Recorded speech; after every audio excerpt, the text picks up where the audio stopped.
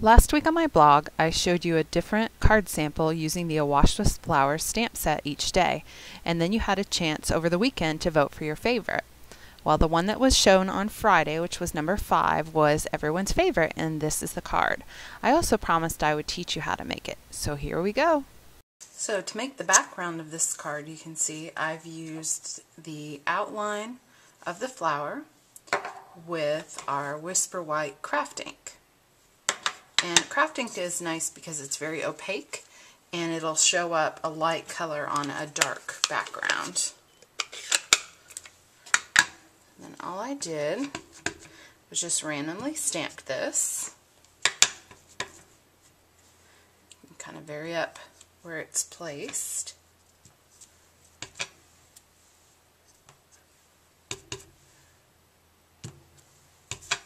And I'm only worrying about the outside because the inside's the center of it will be covered up with the other images. There we go.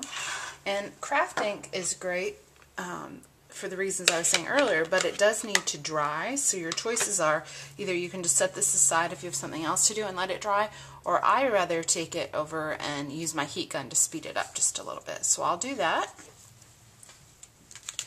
And then to do the center image right here, we're going to stamp the outlines in black again. So I'm going to use the same outline stamp that I used, but I'm going to clean it and get some basic black ink.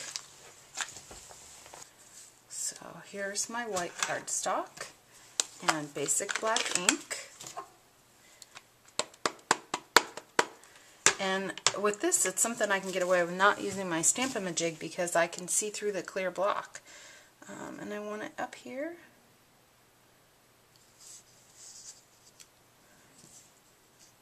There we go. And now I'm going to clean this and take it off and get the stem.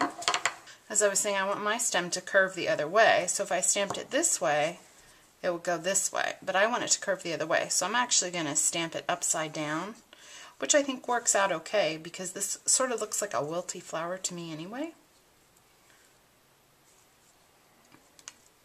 And again, just using basic black ink. And do the best I can here to line it up. I'm not real picky on this stuff, so if it's a little off, I'm okay. Alright. And now I'm going to switch and put the inside image of the flower, this is the inside part, onto my block. And I'm going to stamp it with Night of Navy Classic ink. Now if you had Night of Navy craft ink, I would use that. I don't, so I'm going to, because you need craft ink to do this embossing right here of iridescent ice. I don't have it, so I'm going to use the regular classic ink, and then I'm going to show you a little trick.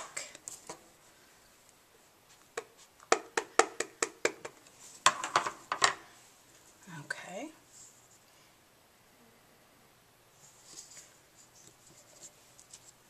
And there we go. And you'll want to let this dry for just a second.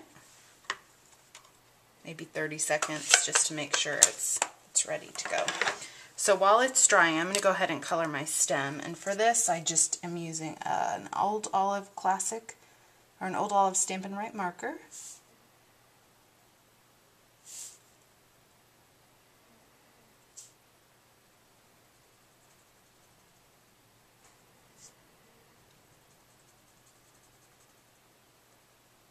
And I didn't even color it in like line to line because it kind of, if you just scribble in there, it sort of matches with up here where it's not colored all the way out.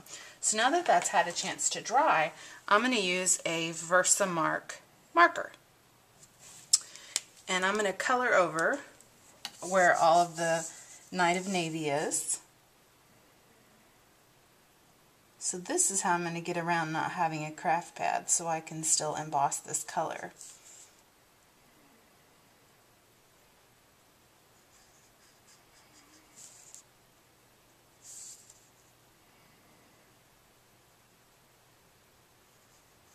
And the reason I let it dry for about 30 seconds is just to make sure that way it's not going to come up into my marker, the ink, or smear around.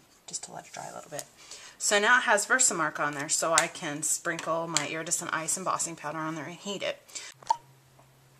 Okay, so I've gone and heat set both of these. I added the iridescent ice embossing powder over the Versamarker and heat set that and heat set this, so now it's all dry, so I can just go ahead and put my card together. The only other thing I need to do is stamp my sentiment and then punch it out. So here's my scrap piece of paper, and I'm going to just stamp the "So sorry" from 3 little words and punch it out. And this is the word window punch. And now I'm ready to put everything together. So for putting everything together, just using our regular snail adhesive.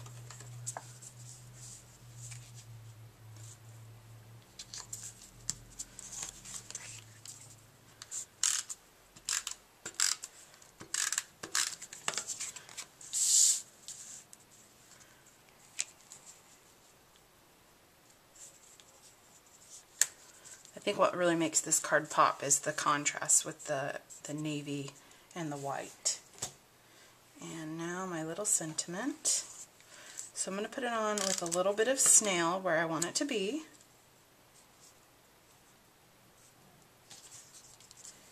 And then I'm going to take my matte pack, which is right here.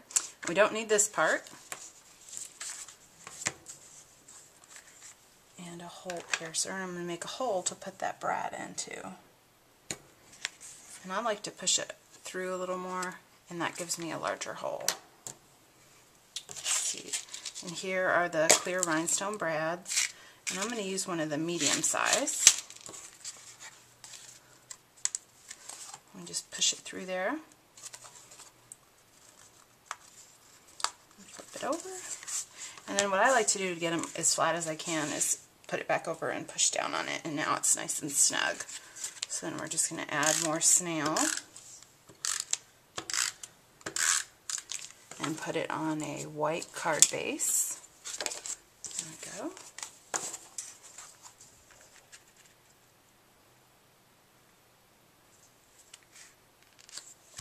And there you go, all done.